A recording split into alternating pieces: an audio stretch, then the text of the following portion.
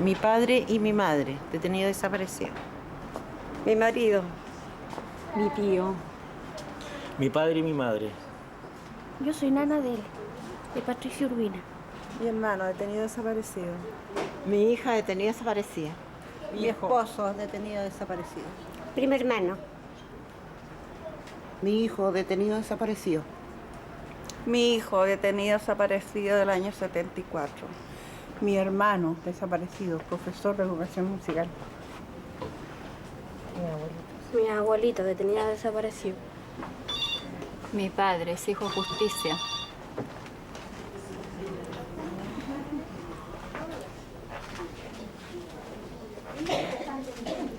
Mi esposo, Waldo Pizarro Molina, detenido desaparecido del 15 de diciembre de 1976.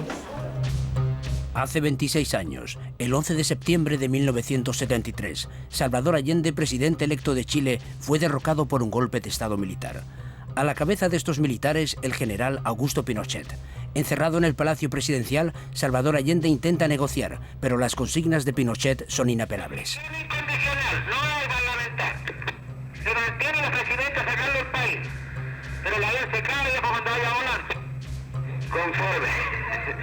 Conforme. El general Pinochet y sus hombres no le dan ninguna oportunidad, ninguna salida. El palacio es bombardeado. Salvador Allende se suicida. Entonces empieza una represión sistemática, organizada, contra toda oposición de izquierdas. Todo simpatizante comunista o socialista es detenido bajo simple denuncia. Los de Santiago son llevados al Estadio Nacional, que se convierte en centro de detención masiva. Allí, los hombres y las mujeres son clasificados, fichados, interrogados, antes de mandarles a centros de tortura o campos de detención. Una de las pesadillas de los militares es el MIR, el movimiento de la izquierda revolucionaria, que se había organizado para resistir en caso de que, precisamente, los militares intentasen dar un golpe. La mayoría de los dirigentes y de los militantes del MIR son ejecutados. Sus armas eran insignificantes frente a los tanques y a los aviones. Los pocos que escapan a las redadas huyen en exilio. Estamos en una guerra, que no ha terminado la guerra. Esta guerra contra la izquierda y más generalmente contra toda oposición va a durar 15 años. Según Amnistía Internacional, ha causado más de 3.000 víctimas ejecutadas, muertas bajo la tortura o sencillamente desaparecidas, volatilizadas.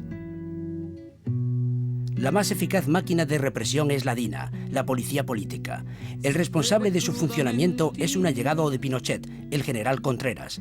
Es meticuloso. A su disposición algo más de 300 agentes bien seleccionados que llevan minuciosamente la eliminación de la oposición. Una eficacia terrible. A pesar del terror, Pinochet y sus amigos no logran impedir la existencia de las familias de los desaparecidos. También ellas serán reprimidas, pero nunca se callarán, nunca olvidarán.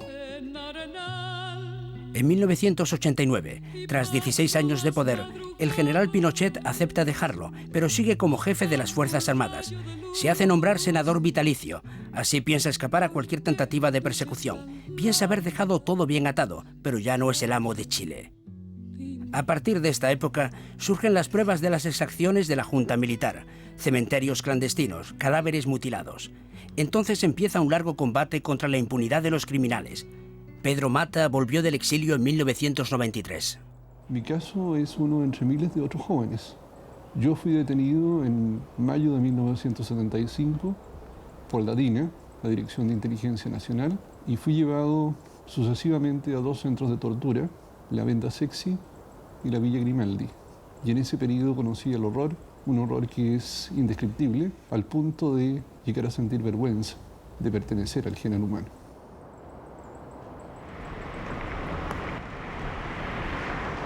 En mi opinión, en este país, por las condiciones políticas, no va a haber posibilidad de una justicia ni de que los tribunales actúen libremente. Durante su exilio, Pedro Mata se ganó la vida en Estados Unidos como detective privado. Desde su regreso, sigue las huellas de los verdugos en libertad. Es evidente, existe una impunidad de estas personas. Esperamos que esa impunidad vaya poco a poco. Yo creo que es parte de una voluntad colectiva de muchos exdetenidos que de una u otra manera vamos juntando esfuerzos, aunando esfuerzos con el fin de determinar dónde están, qué es lo que están haciendo y en alguna medida generar un poco de verdad y de luz sobre la historia reciente de Chile.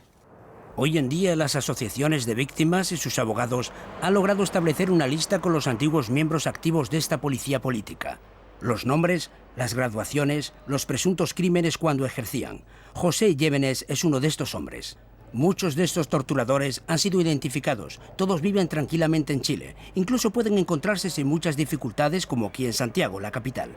El hombre que está trabajando al frente de su casa, cortando el pasto de su jardín, es José Avelino Llévenes Vergara, agente de la agrupación Halcón. Esa agrupación tenía alrededor de 12 individuos que son responsables de la detención, secuestro y tortura de miles de chilenos, entre ellos por lo menos 100 desaparecidos. Él no tiene ningún problema con la justicia, él ha sido llamado a declarar en algunas oportunidades por casos de detenidos desaparecidos y él se ha mantenido en que él fue un simple guardia de la DINA y que él nunca vio ni supo nada. Él fue el causante de arrestos, detenciones y torturas. Cuando esa gente te ven, ¿qué piensan? Me imagino que debe ser terriblemente incómodo para ellos. Me imagino que se deben sentir profundamente asustados. Y me imagino que más de alguno de ellos debe pensar que está viviendo los últimos momentos de su vida. Yo creo que ese es el costo que tiene que pagar un ex torturador. Buenas tardes. ¿Cómo está usted? Don José Avelino, ¿sabe con quién está hablando? No tengo idea, señor. Ya, yo soy un ex detenido de la Venda Sexy y de la Villa Grimaldi. Bueno, yo sé que tengo que verlo Yo sé perfectamente bien quién es usted. Pero yo no tengo que haberlo conocido, señor. ¿Yo lo conocí a usted? Usted sabe las condiciones que estábamos nosotros, estábamos vendados, así que mal podría yo recordarlo a usted. Y además 25 años después mal lo podría recordar. Bueno, yo le digo, mi función era simplemente buscar información. Y antes de eso tenía que ver con el asunto guardia de cuartel y punto. ¿Usted tampoco vio torturas? No, señor. Nunca. Oiga, por favor. Se paseó por la Villa Grimaldi y no vio nunca torturas. Oiga, pero... ¿No vio colgados? ¿Usted cree que muchos me decían, oiga, ven para acá, que vamos? Por favor. Tenemos misiones que cumplir, yo andaba en la calle, no tengo que estar todo el día. Usted no estaba en la Villa Grimaldi entonces. Usted andaba todo el día en la calle caminando.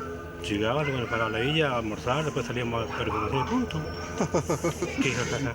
Pero usted sabe que hay un esfuerzo muy grande en este momento de buscar a los desaparecidos. Oiga, si yo supiera dónde está, pucha, le dijera, mire, en tal casa, en tal parte, en tal lugar, puta, vaya. Si yo supiera, tengo los seguros, porque mire, he escuchado los llamados de la iglesia, de todos los ámbitos. Y estoy llano a ellos, si yo supiera, pues lo juro, pero mi madre está muerta. Y en memoria, en su memoria, yo se lo juro. Se lo juro por mi memoria. Que si yo supiera de uno, en dónde quedó, con nombre y apellido, en dónde quedó. Si fue lanzado al mar, si fue hecho aquí, si yo supiera de un caso, tenga la certeza. Pero sin que presión para ninguna especie, yo te lo diría. Honestamente. ¿Eso es lo que me quieres hacer creer? ¿Eso es un interrogatorio? Le estoy preguntando, tengo todo el derecho a preguntarle. ¿Y por qué? ¿Y por qué yo digo que porque usted fue un agente de la DINA y porque usted es inculpado de desaparecimiento de personas y ejecución de personas. Cuando me lo comprueben, sí, señor. Si es que fue así. No tengo nada que conversar con usted, señor. Permiso. Con permiso. Hasta luego y usted va a ser los dados. Hasta luego, señor. Y lamentable que uno tenga que aparecer otro de esa parte y usarlo de esa manera. Porque ustedes son intransigentes. No es lamentable lo que usted hizo 25 años atrás, eso es lo lamentable.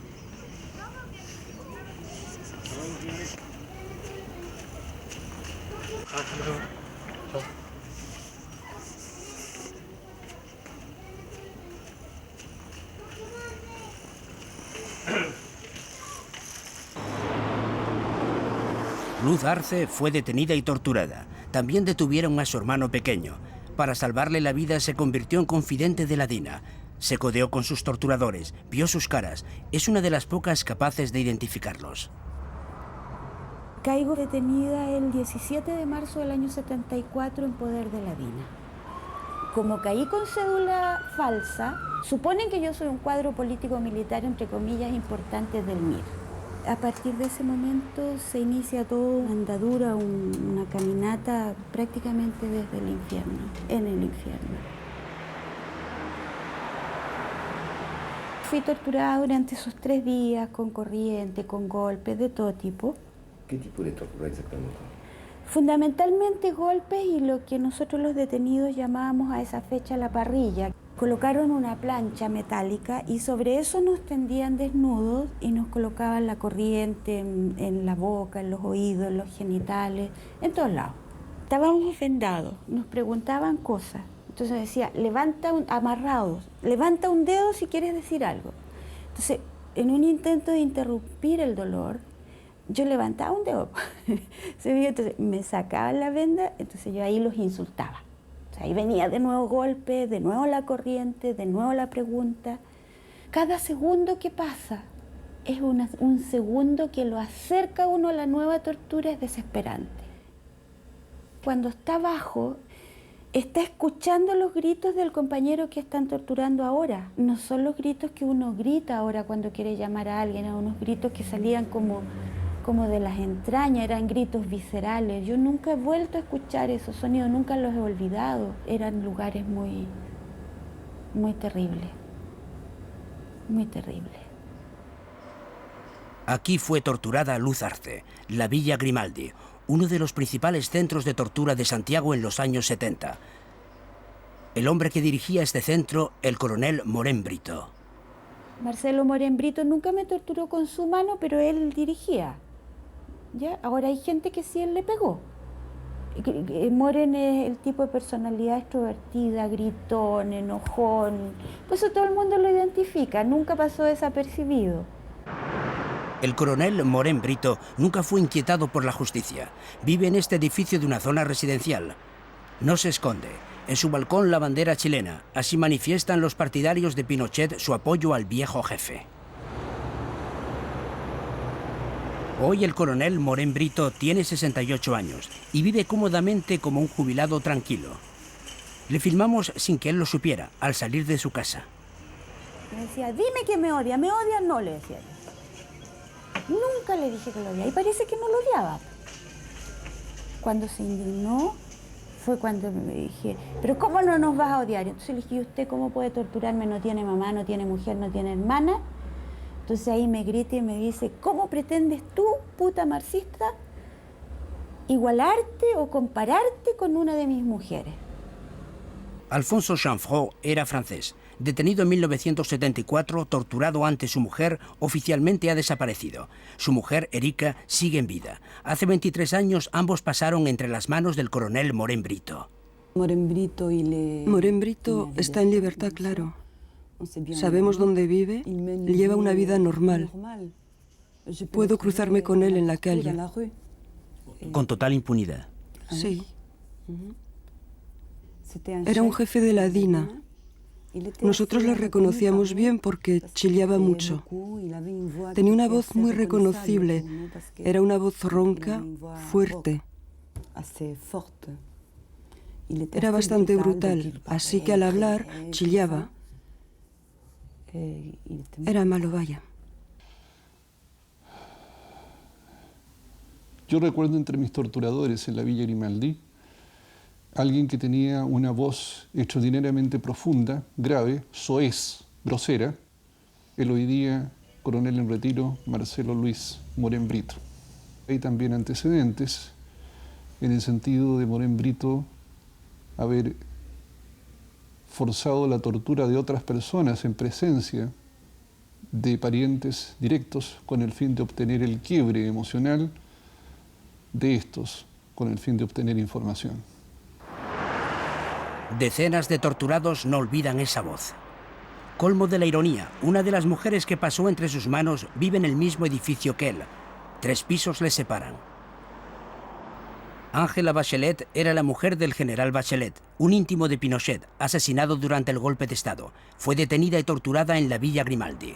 La mayor parte del tiempo que yo estuve en Villa Grimaldi, el que actuaba era Morén Brito. Y era el que dirigía a los torturadores. Era un hombre con una prepotencia increíble, que se sentía el dueño del mundo, y que trataba muy mal a los detenidos, tratando de convertirlos en nada. El recuerdo que yo tengo era de que la gente misma se fuera sintiendo cada vez menos ser humano. Hace 4 años atrás aproximadamente, supe que el Morén Brito vivía en este edificio. Y en una oportunidad no pude evitar, estando yo en el ascensor con mis 2 nietas chicas, que él entrara al ascensor. Fue tan la sensación que me paré y le dije, algún día tenemos que hablar los dos. Ah, sí, señora, me dice, ¿por qué? Porque nosotros nos conocemos de hace mucho tiempo. Sí, me dice, pero en otras circunstancias, le digo yo. ¿En dónde? Me dice. En Villa Grimaldi. Se paró de golpe y me dice, ¿quién es usted? Le digo, soy la viuda del general Bachelet.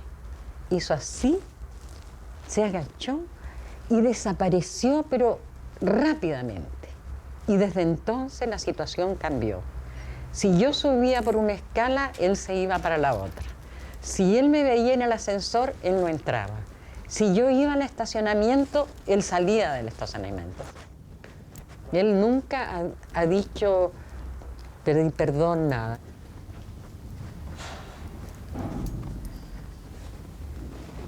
Aquí vive Morén Brito.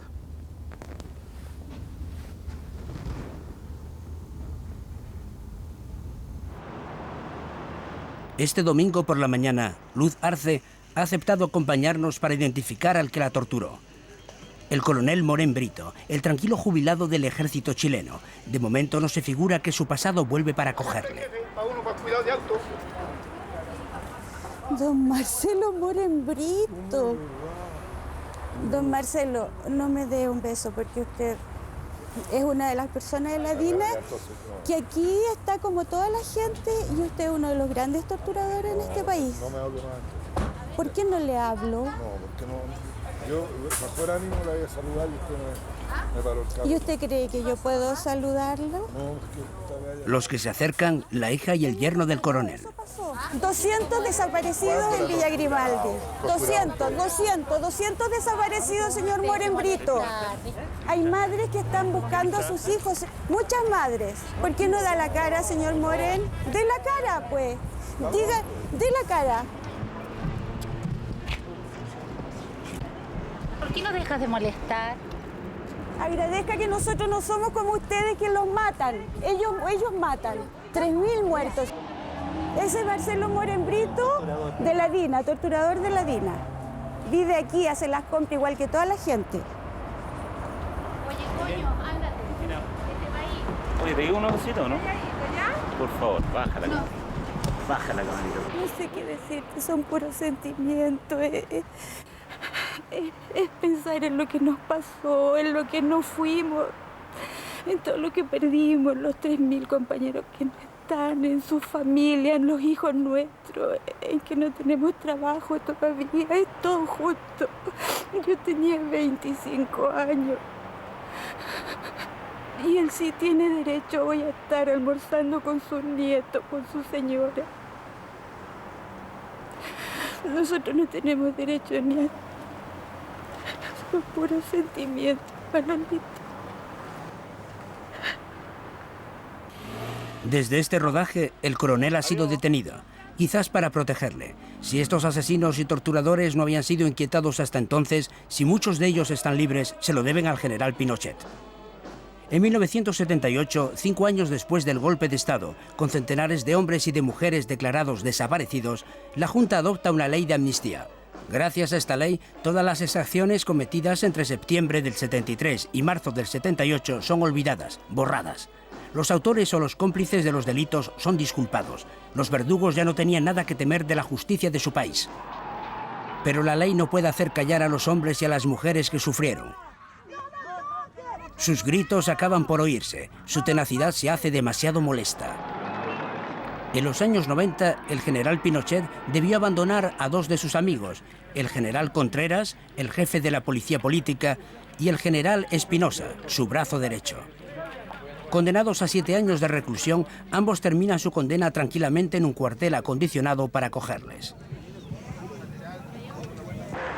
Otro agente de la DINA sacrificado y detenido desde 1992 en la cárcel Colina, Osvaldo Romo. Torturador notorio, temido por todos. Hoy Osvaldo Romo no tiene el menor remordimiento. Puedo decir que torturador, ya. Esto para mí es una cosa buena. Pero no pueden decir que yo he sido sinvergüenza, que yo he ofendido personas personalmente, que me he aprovechado de mujeres, así de personas nomás, de aprovecharme de mujeres, no, de nadie. Lo que sí pueden decir de mí es cierto que yo cumplí una etapa, ¿no? Cumplí una etapa, y bien cumplida. Erika Chanfrot y su marido Alfonso fueron detenidos y luego torturados por Osvaldo Romo. Me llevaron varias veces para torturarme delante de mi marido. A mí me torturaban y a él, al lado, le obligaban a mirar. La corriente se aplica de la siguiente manera. Se aplica el apunte, los senos, los pezones, ¿ah? 2 perritos aquí nomás, punto, y yo otro perrito en la vagina, ¿cierto? Y de ahí tú le das dando vuelta a la máquina, el golpe de corriente, la persona choca. Según Romo, tenía que decirle a mi marido, habla, depende de ti. Eso me decía, depende de ti nuestra libertad, estar con nuestra hija. Si tú le pones corriente en la cabeza, en la cara, en cualquier parte del cuerpo, te queda marca. Pero si tú lo bañas antes, lo mojas bien mojadito, coloca el churro con esas cosas que son más importantes que ponerle un paño mojado y le das 2 o 3, no le queda nada, po. No puedo decir que mi marido esté muerto, no puedo saber quién lo mató. Por eso la desaparición es tan dura. No se tiene una respuesta. Yo creo que cuando tú no tienes cementerio, no tienes nada, tíralo adentro del mar, pa. Primero hay que darle comida a los pescados. En un cráter de un volcán no sería mejor. Claro, tú vas volando en un helicóptero, abre la compuerta, todo para abajo. ¿Quién va a ir a buscar un cráter de volcán? Nadie, po. Nunca había imaginado que cosas así pudiesen ser hechas por hombres, por un hombre, por un ser humano. Produjo un efecto que sigue durando en mí, que ha roto algo.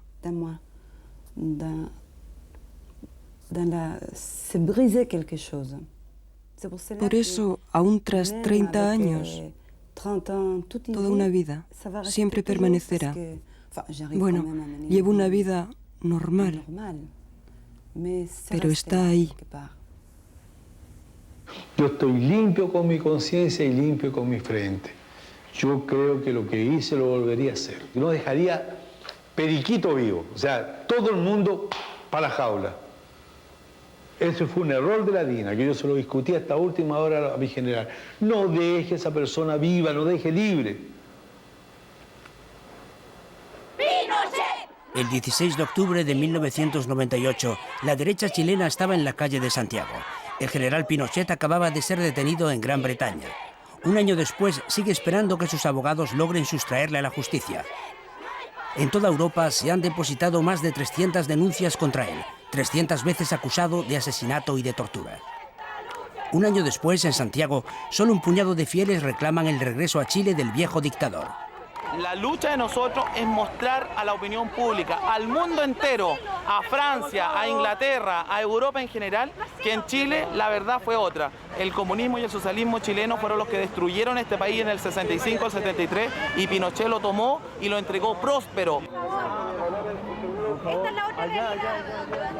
Esa es la democracia que en Chile. Además, a los pinochetistas no se les permite manifestar el descontento. No nos permiten. El gobierno no nos permite. Si quieren encontrar los desaparecidos, que le hagan un chequeo sanguíneo a todos los exiliados que están afuera. Porque todos tenían 5 identidades, identidades falsas. Este es Pinochet. Este es el Pinochet que nosotros conocimos. Hoy está así. Producto del complot de los socialistas. Esa es la verdad. Le debemos la vida al general Pinochet, de las Fuerzas Armadas y de orden. Le debemos este país. 10 años después del restablecimiento de la democracia en Chile, aún no se ha juzgado a los verdugos. Casi todos los cómplices activos de la dictadura, los policías, los militares, viven como si nada hubiese pasado. También hay médicos implicados en las peores infamias de esta dictadura. Los doctores Pestio y Distrand del Consejo de la Orden investigan tímidamente sobre las actividades de algunos de sus colegas. El colegio pudo confirmar en las investigaciones que llevó a cabo que hubo médicos que encubrieron a sabiendas a los torturadores en casos muy graves que terminaron incluso con la muerte de la víctima. También tuvo alguna confirmación de médicos que aceptaron la culpa de haber participado como médicos en el sentido de dar información al torturador con respecto a las capacidades físicas que tenía el torturado. La misión del médico debe ser velar por el buen estado físico de los pacientes y en ningún caso entregar la información que permita torturar mejor o que permita obtener mejores resultados en un proceso de tortura. Hay en Santiago de Chile médicos que participaron a torturas y que todavía ejercen. Evidente. ¿Sí? Evidentemente. Todos están ejerciendo. Todos están ejerciendo. Porque no hay ninguna... El colegio médico no puede aplicar la sanción de prohibirle a un médico ejercer. Este pequeño edificio amarillo, la Clínica Santa Lucía, era un lugar muy particular. Por un lado curaban a los agentes de la DINA, por el otro se torturaba. Patricio Bustos era un joven médico cuando ocurrió el golpe de Estado en 1973. La Clínica Santa Lucía recibía a aquellos presos, como en el caso mío, que habíamos perdido el conocimiento o que estábamos en estado de shock por deshidratación, producto de las torturas con electricidad, y nos traían a este lugar para hidratarnos, pero la verdad es que las torturas continuaban en este lugar. Los médicos que trabajaban aquí lo hacían siempre pensando en que el ejercicio de la profesión de ellos la colocaban al servicio de la implementación de esta maquinaria del terror. Posteriormente, con los años, yo he sabido que el responsable de esta clínica es un doctor Sangelini. Ellos contribuían a que uno se mantuviera en vida, sin importarles a ellos que a uno lo mantenían en vida para seguirlo torturando. El doctor Sangelini, helo aquí, miembro de la DINA y médico personal de Pinochet. El respetable doctor Sangelini ejerce tranquilamente. No le dijimos que le filmábamos. Se dice que usted fue director de Santa Lucía. No es así. Vous n'êtes jamais allé dans cette clinique. No, perdón. Yo fui a la clínica y atendí enfermos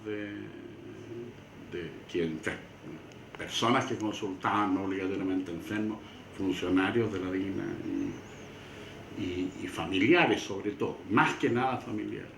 Pero había detenidos también en esa clínica. Pero doctor, hay mucho testimonio sobre eso. Yo no tengo... Muchos expresos que dicen que fueron en la clínica. No sé a qué clínica fueron, yo creo que los presos fueron al hospital militar, ¿no? Allá. La tortura directa aquí la hacían los mismos de Villa Grimaldi, en comunicación por radio para verificar los interrogatorios. ¿Tenía equipo de radiocomunicación la clínica Santa Lucía? Las ambulancias.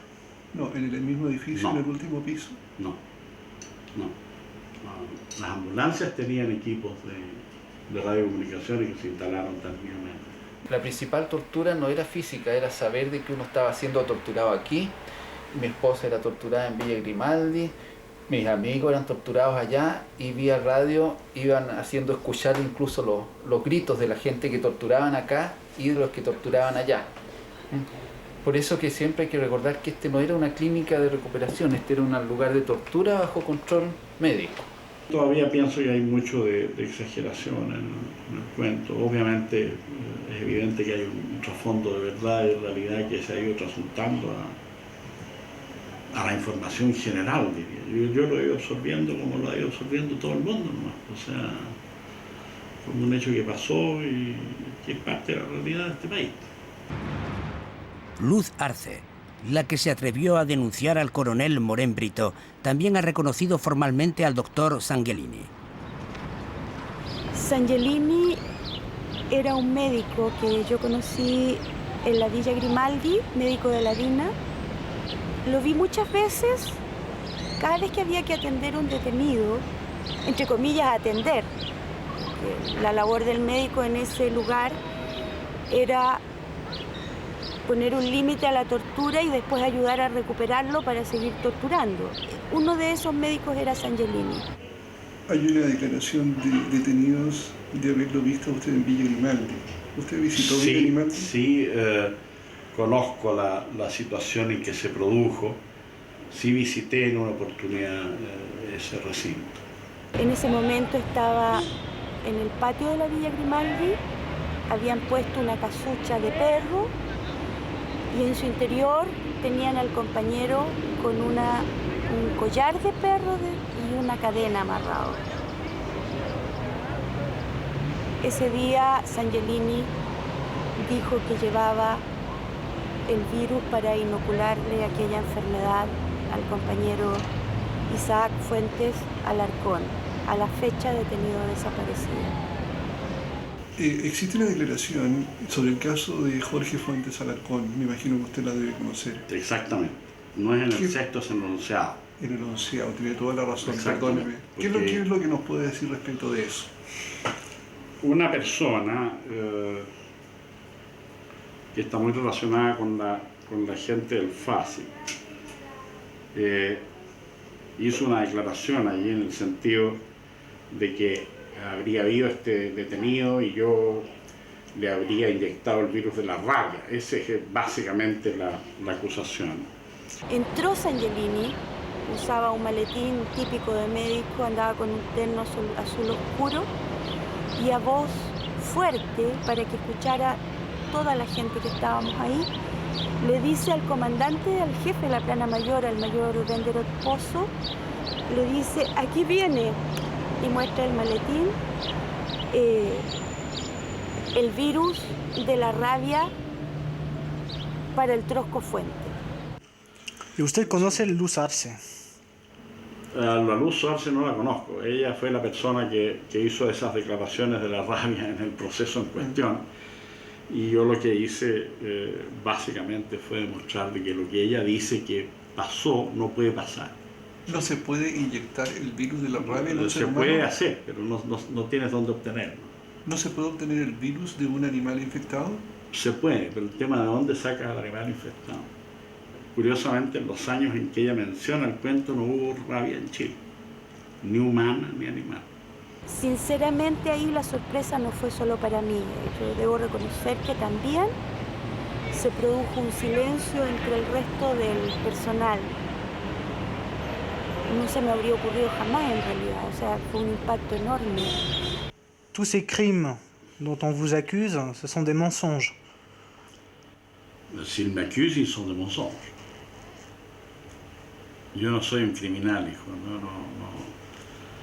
no. Fui partidario del gobierno militar, sí, del derrocamiento de Allende también, pero eso no me transforma en un criminal. Y eso que está allí expresado respecto de la rabia y este señor Fuentes, y eso es una fabricación. Para que todos estos criminales puedan ser juzgados en Chile, habría que abolir la ley de amnistía. Para ello, habría que cambiar la Constitución.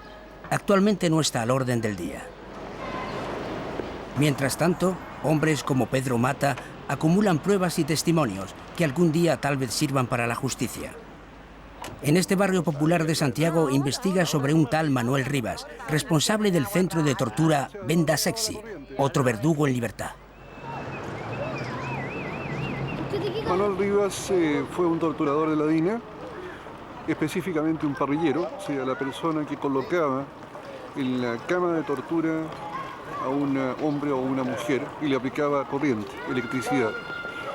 Según otro agente de la DINA, a Manuel Rivas se le fueron, vale decir, murieron en la cama de tortura varias personas, por lo menos 10, me dice este agente de la DINA. Manuel Rivas, el virtuoso de la parrilla, es este jubilado tranquilo. Buenas tardes. Buenas tardes, don Manuel, ¿cómo está usted? No lo ubico, lo miro y lo remiro, no sé quién es. No me diga. Él tampoco supo que le filmábamos. Pregunta si usted aceptaría una entrevista. Entrevista no, para nada, o sea, yo nada relacionado con televisión, ni con radio, ni con prensa. ¿Qué cosas sabe usted? No, cosas que, por ejemplo, yo le voy a hacer una cosa con toda sinceridad para que usted tenga conocimiento. Yo, por ejemplo, de gente desaparecida no tengo la menor idea. ¿Cómo no? De la villa yo desaparecen 240 personas. yo prefiero que no sé dónde están, que es lo que más quieren. Usted sabe quiénes los desaparecieron. Eso sí, pero otros saben dónde están. Po. Usted estuvo en la Venda Sexy. Correcto. Y usted, correcto. Correcto. ¿Y qué pasaba ahí entonces? ¿Qué es lo que pasaba? Sí. Nosotros tomamos declaraciones en la oficina nuestra, la chiquitita. y tomamos declaraciones y también, lógico, ellos tiraron a la parrilla. Eso no hay duda. ¿Dónde estaba la parrilla en la venda sexy? A ver, parece que está en el piso de abajo. No, estaba en el subterráneo una, y la segunda estaba en el segundo piso al lado del baño. Espérate un poquito. Exactamente, hay un subterráneo por el lado de la cocina. Pero, oiga, mire, es para la risa, pero eso apenas lo conocí, oiga. Otro laboratorio del horror, el Venda Sexy. Hemos llevado allí a 2 exdetenidos, Elías Padilla y María Estela Dabacens. Hoy en día es una casa privada. A mí me llevaron 2 guardias y me ingresaron a esta habitación y aquí, digamos, me tiraron al piso, me pusieron unas llaves con unos cables, me pusieron aquí en la cabeza, en los pies, en las manos y me empezaron a torturar con electricidad. Y después de eso me sentaron frente a una persona, a un tipo que estaba escribiendo con una máquina y otros guardias atrás y me empezaron a torturar y ahí fue el interrogatorio que duró más o menos como 1 hora la primera vez. Nunca, les juro por Dios, nunca, estimado amigo, nunca. Me subieron junto con mi compañero Miguel Esquella, lo sentaron en una silla, amarraron las muñecas y igual que tú le pusieron llaves y le dieron electricidad y yo estaba viendo todo, era para mí para ver. Y me acuerdo que saltaba con el peso con la descarga y estuvo meses con aquí con unas marcas. Y bueno, después de eso me tocó a mí. Lo sacaron a él y me tendieron en un camastro y me torturaron con electricidad por varias horas. Miren, yo no he torturado a nadie, mi amigo. No, claro. Eso yo le aseguro y le reaseguro que nunca he torturado a nadie. Mire, le voy a decir una cosa. Y que esto como anécdota. A veces era tanto el trabajo que a uno llegaba, le pasaban la maquinita para que sepa usted. Y yo le decía, yo contando en una pieza solo, le decía, grita, hueón, para que crean que te estoy flagelando. Me gustaría que esas personas estuvieran vivas para que hablen en mi favor. Bueno, nosotros sabemos que acá el jefe de los torturadores se llama Manuel Rivas Orellana, que era la persona que nos interrogaba frente a una máquina de escribir y es la persona que daba las órdenes para que nos torturaran. Y además había esa particularidad que él trabajaba aquí de 9 a 5. Cumplía como quien dijera un horario de oficina. Se iba de acá y yo siempre pensaba, y una vez se lo dije a él, ¿en su casa creen que usted hace tareas de oficina o sabrán que usted se dedica a torturar prisioneros, no? Nunca parrillé a nadie. De eso tengo la conciencia tranquila. Nunca asesiné a nadie.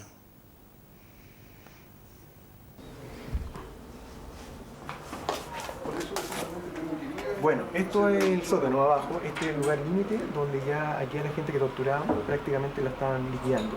Aquí hacían todo tipo de casi experimentos humanos y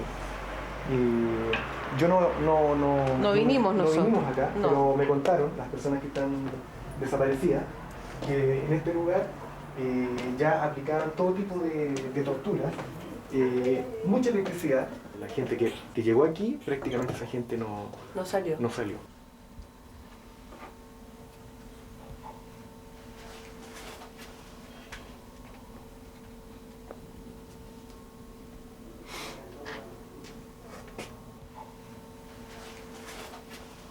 Este es el peor lugar de la venda sexy. Aquí probablemente era el lugar límite de tortura. Aquí hacían todo tipo de aberraciones, pero especialmente con la electricidad, porque aquí daban electricidad ya sin ningún tipo de control, porque en el segundo piso había una maquinita que podían regular y ellos sabían que mucha gente moría de la tortura por los paros cardíacos, pero aquí parece que era indiscriminado, aquí hacían lo que querían, aparte que me imagino que también hacían otro tipo de tortura, es decir, aquí podían ser capaces de utilizar otro tipo de experimentos para torturar a la gente. Me imagino que aquí estaba el perro. Probablemente a lo mejor aquí estaba el perro, Bolovia, que era un perro que era utilizado por torturas sexuales contra las mujeres.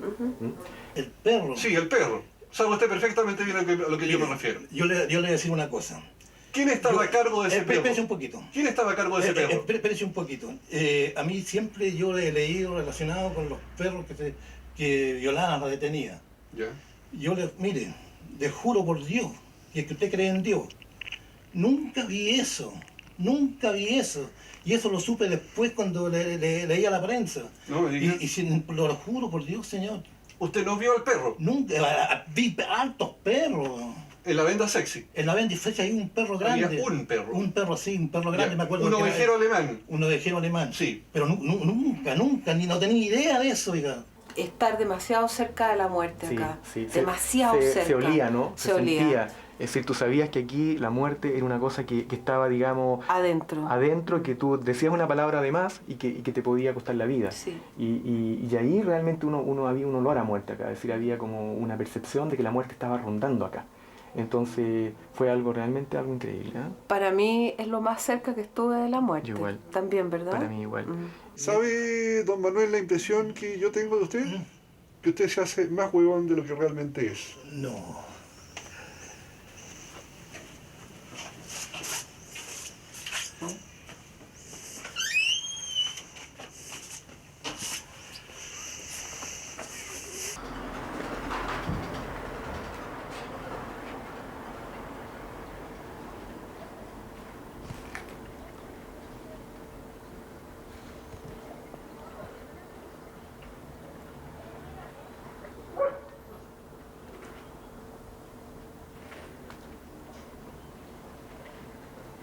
Es imposible de perdonar a esa gente, ¿no? Es muy difícil, fíjate. Es muy difícil porque el perdón es algo que es un patrimonio de las víctimas, de los familiares, de las personas. Y que probablemente algunas personas en lo individual pueden perdonar, pero pienso que hay mucha gente que le es muy difícil perdonar. Cuando yo veo la actitud arrogante de las personas que permitieron que esto pasara, que participaron en ella como los militares, o que apoyaron que pasara esto como la derecha económica en Chile, y los veo con su actitud desafiante y arrogante, pienso que va a ser muy difícil. Yo por lo menos, yo no tengo, tengo tan claro que las personas que me torturaban eran personas con menor educación que yo, con menor posibilidades de vida que yo, que en ese sentido no guardo rencor ni afán de venganza, pero no siento igual hacia aquellas personas que no impidieron que esto pasara. Para mí las personas que no impidieron que esto pasara, esos son los principales responsables.